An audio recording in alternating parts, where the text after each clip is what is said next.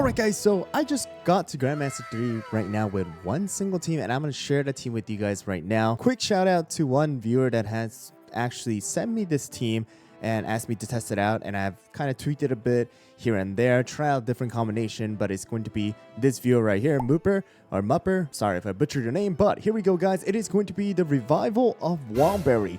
Yeah, it's wild. I didn't think Wildberry was going to be used much, but it is possible to be used, especially with teams that are going on right now. So anybody who doesn't know what has happened with the recent update, if you guys go to the way bottom, there is going to be a section where we have some rebalances, and that's going to be for Wildberry here. So you can see that the damage resist has been changed to 17%. Damage resist to self has been increased to 30%. Crit resist 35%, HP shield has been increased to 15%, wild stack has increased all the way up to 15 times, rage stun has increased to 1.5 seconds, and the final blow stun has been changed to 2.5 seconds. Additional to that, the battle rage's final blow, which is going to be the last omega punch he does, is going to be now modified by Wildberry Cookie's max HP, and finally adds a immunity during the battle rage, which means that, you know, Wildberry Cookie is not going to get stunned, frozen, or anything like that. So let's go into it guys. Let's go into the topping, and gonna be a little bit of a shocker, but we have Wildberry with a full healthy peanut topping as well, and that's gonna be maxing out the HP for you. And additional to that, you want to get the extra damage resist. Although you do get 30% with the skill, you still want some so that Wildberry just doesn't die off. And then for the biscuit, there are different ones that you guys can go with. You guys can go with the damage resist bypass. That is great in order to just deal a bunch of damage at the very end with the final blow. Additional to that, crit is great, but I would say the second one is going to be damage resist. If you guys can get damage resist with damage resist bypass, going to be amazing. Cooldown not really required in my opinion. Attack speed is another one that's okay, but again, the top priority in my opinion is going to be damage resist bypass as well as damage resist. If your peanut, all right, your healthy peanut topping is not great, then just go with the full solid almond. That's going to be okay for you guys as well.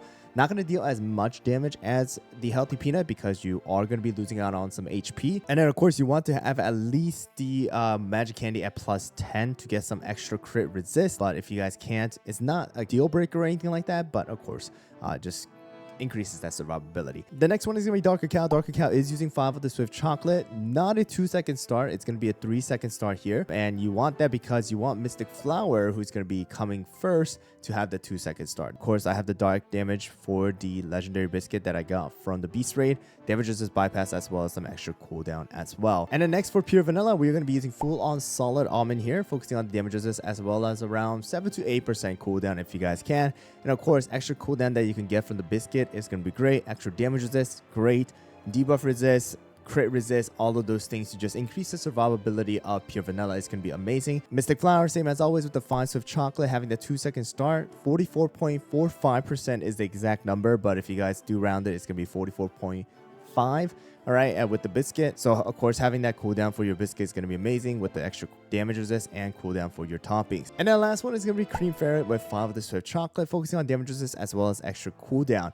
And then the biscuit, extra cooldown, damage resist, crit, all of those things do help out, but mainly focusing on the damage resist as well as cooldown. But the reason why Ferret is going to be used is because of the Fuzzy Scarf buff as well as the Precious Friend buff and the amount of extra buffs, like the offensive buffs that I've talked about in my review video that they're able to give to someone like Dark Cacao as well as Wildberry. So the treasures are going to be a little bit different as well than what you would normally see. So we have the Flamingo Tube as well as the Monocle or the Royal Necklace, and then the Jelly Watch here. And the reason why I'm using the Flamingo Tube is because of the fact that it is going to be increasing the overall HP of our Wildberry, as well as for Dark Cacao to have that extra survivability, but mainly for the Wildberry because at max HP, increase equals more damage overall. But here we go guys, this is the team that pretty much what I've used. I have placed that as my defense team as well. So I'm going to see how it works out in the defense side. Been winning, I would say, close to about 80%, 85% win rate. But let's go into this and see how this goes. So another replacement that you guys can actually use for someone like Pure Vanilla, if Pure Vanilla is not going to be a cookie that you want to use, is going to be Parfait. Parfait actually does work out pretty darn well too, because of the fact that Parfait does have the debuff immunity as well as extra debuff resist, defense up, and all those extra buffs as well. Just keep in mind that Parfait does tend to die off a little bit faster, so there is that downside, but if you guys would like to use Parfait instead, that also works out. But you guys can see right here, Wildberry actually doing even more damage than Dark Cacao with that final blow because of the extra HP that you do get with the Flamingo Tube here. And then we do have the Monocle to deal with any of the debuffs that you get from someone like Stormbringer, someone like Dark Cacao, someone like White Lily, even Mystic Flower. So I would say Monocle is pretty darn good, especially because you do get the restoring of HP, you get the cleanse, as well as extra defense and debuff resist as well. But here's the question, should you build this team or not? If you have the resources, I don't think it's a bad idea to test it out and see, because of the fact that it lessens the burden of you actually have to build someone like Frost Queen, White Lily, someone like, Financier to get all of those, buffs, Stormbringer and things like that. Alright guys, this time around against a 2-1-2 comp, and then this is going to be against a Grandmaster 2, so let's go. Alright, it's going to be pure vanilla with a triple tank comp on the enemy's side. But for us, it's going to be a double tank with triple healer. Alright, but we have Cream Ferret. Cream Ferret is able to give that extra buff to our Dark Cacao with the fuzzy scarf, as well as the friendly buff as well. So let's see how this one turns out. Seems like we did get rid of the enemy pure vanilla while we still have our pure vanilla. Alright, definitely that Monocle does help out in dealing with the Stormbringer as well. Alright, our Mystic Flower is dead. Their Mystic Flower is still alive, but not a problem. We still have Dark Cacao to deal the damage. Pure vanilla is still alive. And boom, there we go. Getting that cleanse and the debuff resist is going to be amazing. And the Wildberry damage is actually pretty darn good as well.